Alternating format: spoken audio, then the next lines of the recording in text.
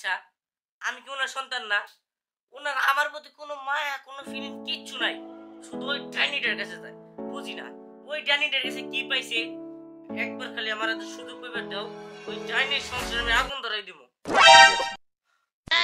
এগুলো শত হলে তো তোর মা হয়, সৎ মা। তাতে কি হয়েছে? মা তো মাই। আমি না হয় বড় হয়েছি, বড় হলে কি সবার সবকিছু হয়ে যায় বল? তুই আমার সন্তান, তোর প্রতি আমার মায়া আছে। তোর বাবার না থাক, আমি তোর আছি, তুই কোনো টেনশন করিস না বাবা। তোর বাপের মায়া দেয় না থাক, আমি আছি। দেখো মা, শুধু তোমার কারণে একমাত্র আমি আছি, নাহলে আমি কবে যে চলে যেতাম। আর চলে যাইয়া ওই ডাইনির সংসারে আমি আগুন লাগাই দিতাম। দেখো মা, আমি এখন যাইতেছি, ওই ডাইনির আমি শেষ দেখে ছাড়বো। ওই ডাইনির বিচার আমি করবো। দেখ বাবা, তুই কিছু করিস না। তুই ছোট মানুষ, ছোট হয়েই থাক। তোর বাবা কিন্তু তোর আস্থা রাখবো না। আল্লাহই জানে যে পাগল আমার ছেলেটা, না জানি কি কাণ্ড ঘটাই দেয়।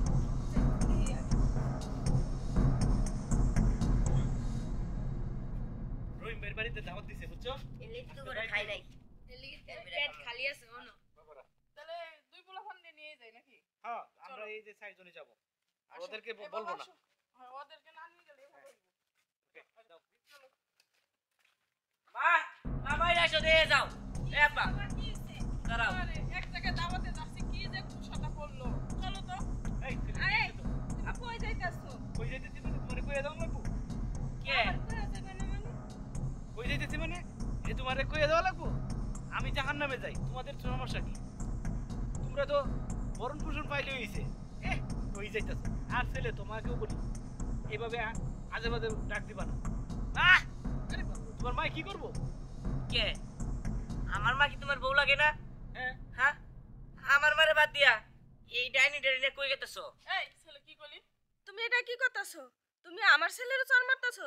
তোমার সাহস তো বড় কম না? তুমি কি ভাবছো? তুমি আমি এরকম সরল সোজা দেখা মনে করছো তোমাকে আমি ছেড়ে দেব? কখনো না। আমার ছেলের গায়ে কাউকে আমি হাত দিতে দেই না, বুঝছো? এটা আমার সোনার মানিক। দেখছো মা, তোমার সামনে এই ডাইনি আমার গায়ে হাত তুলতে যায়। আর আব্বা, তুমি তো কম না, তোমার সামনে তোমার বড় পোলারে মারে আর তুমি বই আছো। এই তোর আসলে আজকে মুখে গুলি ফুটেছে। তোর আমি আজকে কি যে করব? এই শোনো, গুলি ফুটবে না কি করবে? তুমি তোমার দুইটা সন্তান নিয়ে এই বউ নিয়ে তুমি দাঁত খাইতে যাইতে পারছে, আর আমরা মা ছেলেরা কি এতই ফালানো? তাতে হ্যাঁ? কি? আমার এই, কি মানে? তুমি এত- ছোট ছোট মতো থাকো তুমি। এই তোরে যে আজকে আমি কি করমু? আর মা, তোমার মা না, হ্যাঁ, তোমার মারেও আমি আজকে দেখাইয়া দেবো। কি সুন্দর কথাগুলো বলতেছে, আমরা কই যাই না যাই। এই তোদেরকে জিজ্ঞেস করে যাইতে হইব, হ্যাঁ? আর কেড়ে যে আমি দুইটা সংসার করতে গেছি, এই দুইটা সংসার করে আমার জীবনটা তেজপাত হয়ে গেছে। এইটা টানে এই দিক দিয়ে, এইটা টানে এই দিক দিয়ে, এখন আমার একটা মরণ জ্বালা হইছে। দাঁড়া, সবটির আমি সাইজ করতেছি। আজকে আজকে আমি আর একটা বিরোধ করবো। এই রুনা, তোর ছেলে এত সাহস হইছে? এই আমার ছেলে তোমার কি ছেলে না? দেখো আব্বা, বেশি কথা বলো না। বেশি কথা বলে এই সংসারে এমন আগুন লাগাবো, হাজার পানি ঢালা সত্ত্বেও আর নিবাইতে পারবা না।